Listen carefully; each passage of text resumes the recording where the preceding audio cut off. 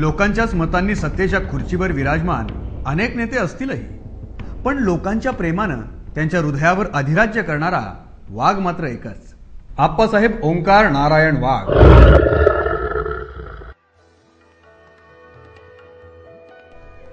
आप्पासाहेबांनी 1952-53 पासून स्थानिक राजकारणात प्रवेश केला.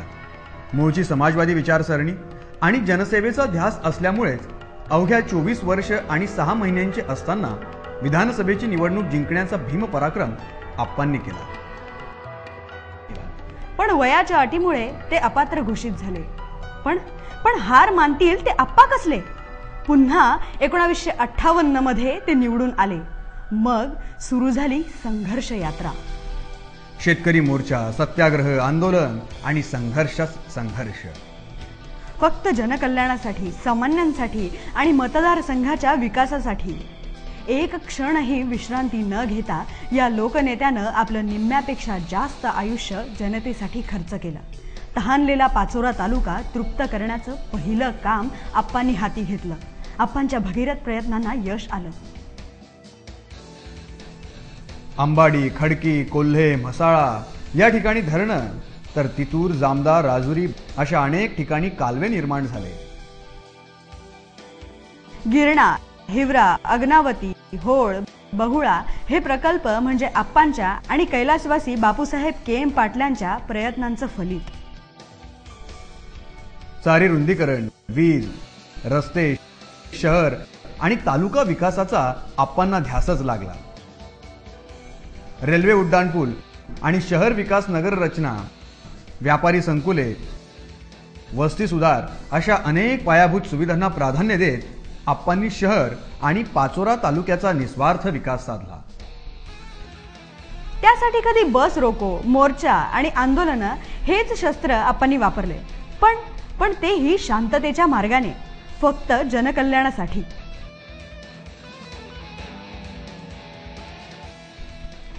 गरीब, शेतकरी, कष्टकरी, भूमिहीन, बेकार, कामगार, आदिवासी यांची पाठराखण करण्यासाठी 1972 मध्ये आप्पांनी काढलेला शिंगाडे मोर्चा अभूतपूर्व ठरला. म्हणूनच आप्पांनी उचललेला जोडा संपूर्ण महाराष्ट्रात चर्चेला गेला. पण त्याला नैतिकतेचं पाठबळ होतं.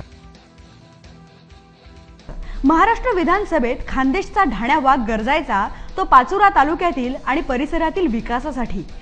खानदेशचा ढाण्या वाघ म्हणजे ओंकार अप्पा वाघ हे आचार्य अत्रेंनी आप्पांना दिलेलं नाव. पाचोरा आणि भडगाव तालुक्याचा शैक्षणिक विकास घडावा, अज्ञानाचा अंधकार दूर व्हावा, म्हणूनच आप्पांनी बापूसाहेब कैलासवासी के.एम. पाटील आणि कैलासवासी आर.एस. थेपडे यांच्या सहकार्यानं पाचोरा तालुका शिक्षण संस्था पाचोरा आणि भडगाव तालुक्याच्या गावागावात पोहोचवल्या.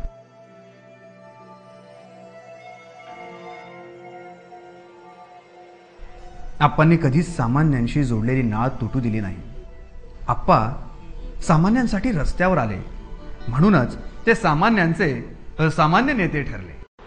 त्यावेळेला पाचोरा तालुक्यात विरोधी पक्ष नावाची वस्तूच काही नव्हती. एकमेव काँग्रेसचं एक सूत्री छत्र या तालुक्यात होतं. सेवा दलाच्या माध्यमातून मी संघटना बांधायला सुरुवात केली. तो मोजके कार्यकर्ते माझ्या समवेत होते.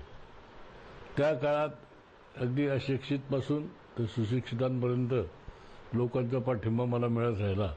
मार्केट कमिटीमध्ये काम करणारे माथाडी कामगार माझ्या पाठीशी उभे राहिले. म्हणजे श्रमिकांचा पाचोऱ्यामध्ये मला संपूर्ण पाठिंबा मिळाला. त्याचबरोबर व्यापाऱ्यांची थोडी साथ